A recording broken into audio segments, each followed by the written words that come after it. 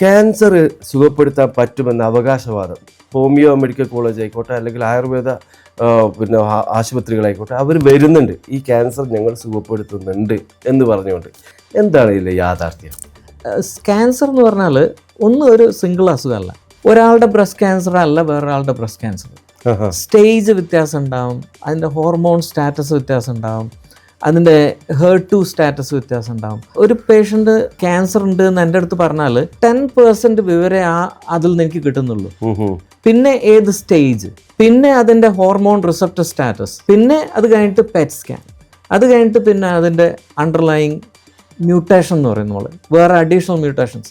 എന്ന് വെച്ചാൽ എനിക്ക് ക്യാൻസർ ഉണ്ട് എന്ന് പറഞ്ഞ് 10% മുതൽ 100% വിവരം കിട്ടണമെങ്കിൽ ഒരു at least another 100 pages of information വേണമില്ല, right? It can be stage 1 or stage 2 or stage 3, but the speed is a completely different thing. അതാണ് ഞാൻ പറഞ്ഞത്, cancer is not only stage, it has so many other features.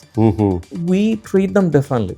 അപ്പോൾ അങ്ങനത്തെ ഒരു breast cancer patient ഇപ്പം എൻ്റെ അടുത്ത് വന്നാൽ പറയും നിങ്ങൾ കീമോ എടുക്കണം എന്ന് പറയും.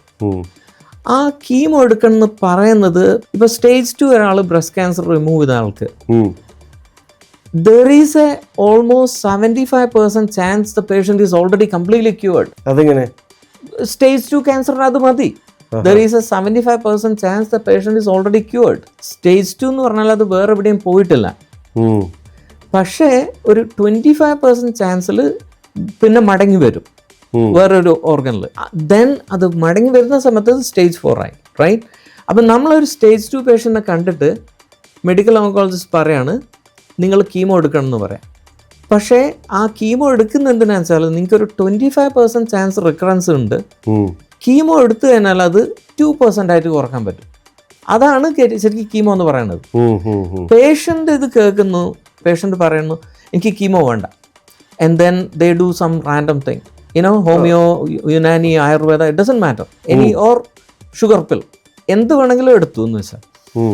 So if they were the lucky 75% to begin with, അവർ ആ 75% cured ആണെങ്കിൽ it doesn't matter, അവരുടെ cancer is not going to come back. They were already cured. അത് ഏത് ചികിത്സ എടുത്താലും എടുത്തില്ലാലും it would not have come back.